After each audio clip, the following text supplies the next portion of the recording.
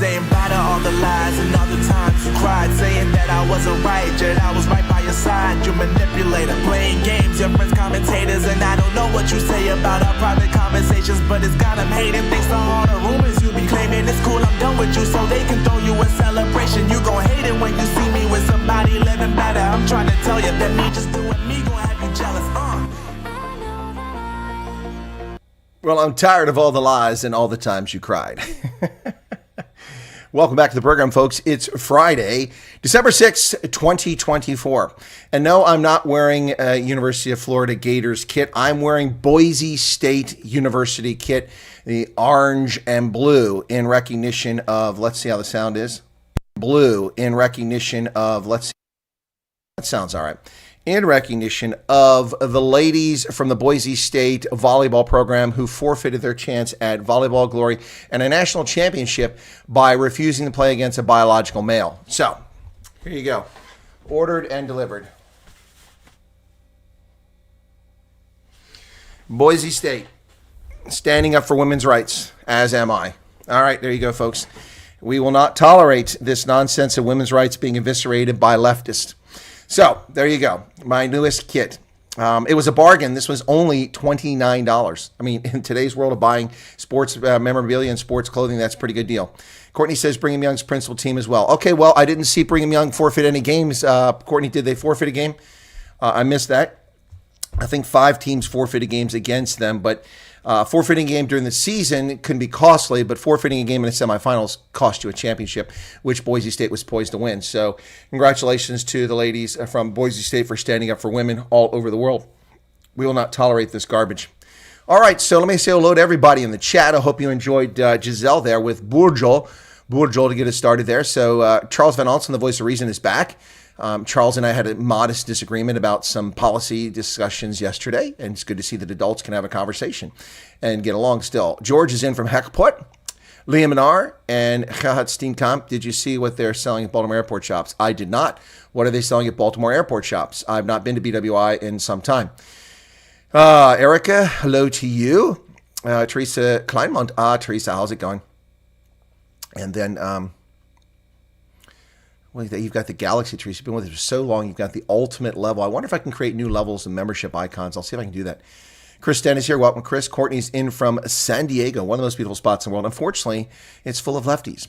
Robert Rankin is here. Garrett Gillich from Somerset West. Alan Kotza. Con Eggman in from the Netherlands. Okay, welcome to you.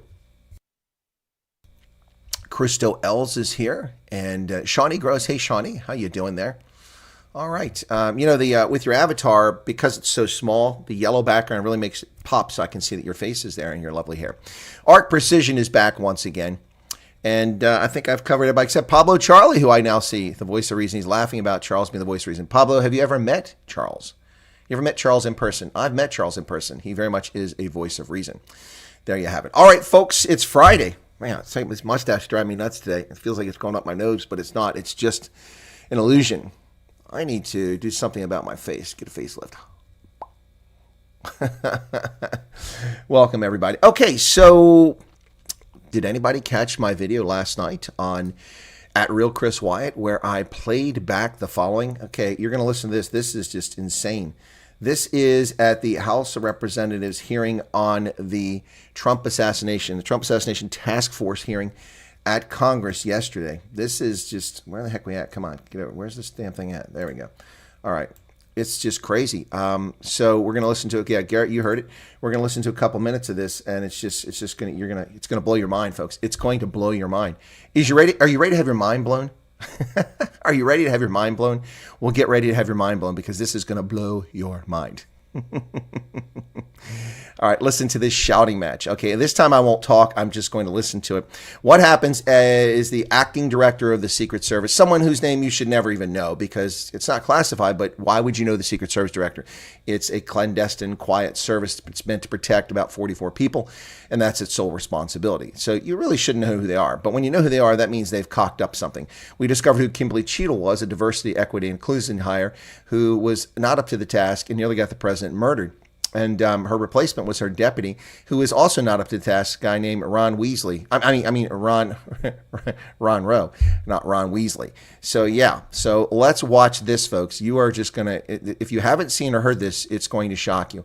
So this is Ron Rowe, the acting director of the Secret Service, with the haircut of a 6-year-old. What the hell's that haircut of a 6-year-old he's got on there with his Vitalis in his hair there? Or, I don't know what he's got in there. It's like something about Mary. Here, let me use that. Is that hair gel? My goodness. And he's responding to Representative Pat Fallon of Texas.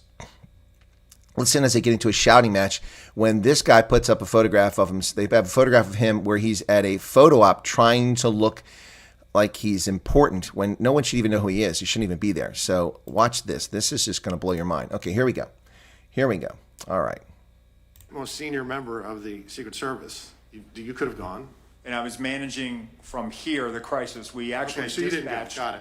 Did you call the, you were managing the crisis you just said. Did you call the detail that night on July 13th that was protecting President Trump? On that night, they were operational, sir. You did not. Okay. Did you call him the next day? No, I did not. Okay. When did you finally talk to him? I spoke to them when they arrived in Milwaukee. So 4 days later, July 17th. Does that sound about right?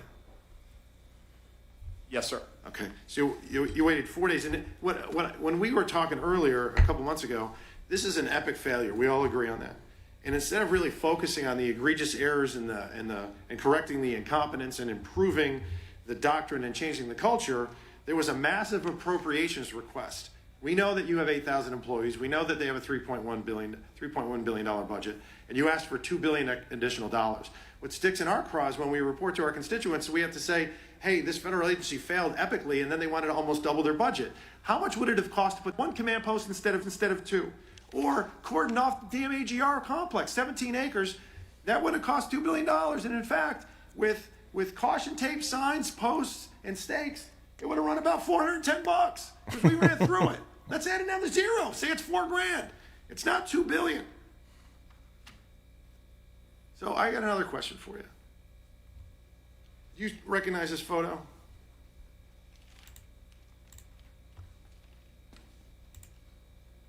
Yes, sir, I do. Okay. Is that the remembrance of September 11th? It was. Was it in New York? It was at Ground Zero. Okay. Who's usually at an event like this closest to the President of the United States, security-wise? The sack of the detail. Special Agent in charge. All right, I don't know what's going on here. Is my connection gone again? This is really getting old. I'm tired of this. That's it. If they don't get this act together, then I'm going to have to drop my internet service provider because this is bullshit. That's 3 days this week.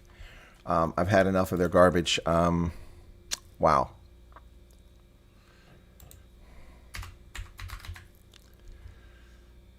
Yeah.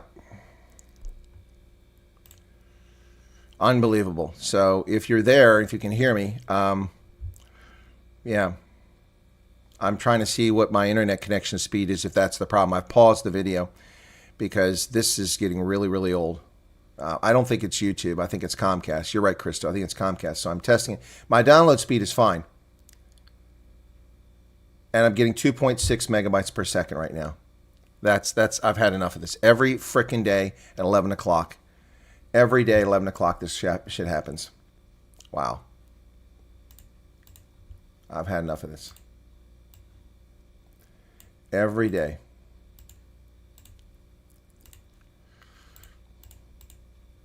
Wow. Wow, that's way behind. That's way